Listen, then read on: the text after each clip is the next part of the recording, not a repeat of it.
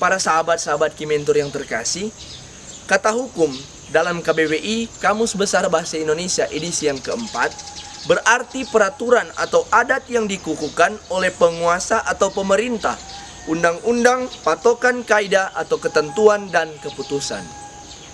Seringkali kita mengartikannya dalam hal-hal yang negatif, seperti mengikat, mengekang, memaksa, bahkan harus dijadikan sebagai prioritas utama, sebagai kewajiban untuk mengatur aktivitas kita sehari-hari.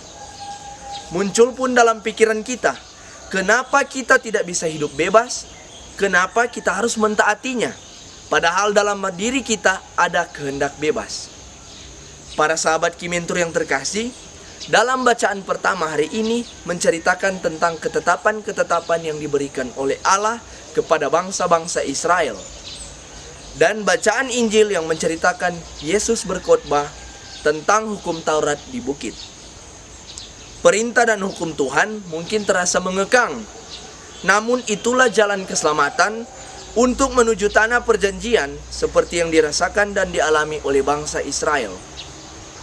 Tentunya, untuk merasakan hal-hal yang baik, bagus, nyaman, dan enak bukan langsung jadi secara instan, melainkan butuh proses yang cukup panjang. Dalam khotbah di bukit, Tuhan Yesus berkata, "Janganlah kamu menyangka bahwa aku datang untuk meniadakan hukum, Taurat atau kitab para nabi. Aku datang bukan untuk meniadakannya, melainkan untuk menggenapinya."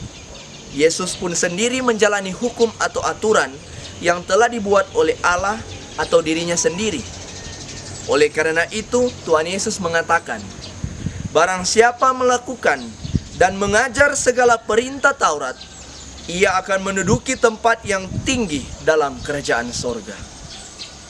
Para sahabat Kimentur yang saya kasih dan saya cintai, semua hukum yang telah dibuat, disusun, atau ditetapkan tentunya memiliki tujuan yang baik dan positif, bukan untuk menyiksa.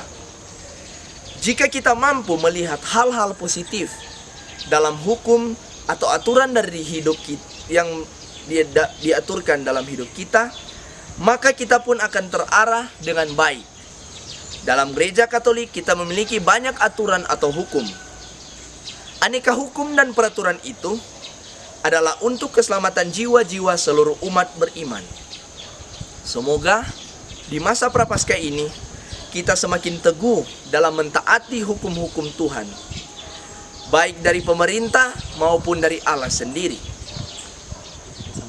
Para sahabat Kimentur, mari kita bersama-sama mentaati atau menuruti hukum Allah, gereja dan pemerintah. Jika kita melaksanakan hukum Allah dan gereja dengan tahu dan mau, niscaya keselamatan abadi tersedia bagi kita. Begitu juga di masa pandemi ini, kita mengikuti aturan protokol kesehatan dari pemerintah. Tentunya kita akan beroleh keselamatan bagi diri kita sendiri dari segala hal-hal yang tidak kita inginkan.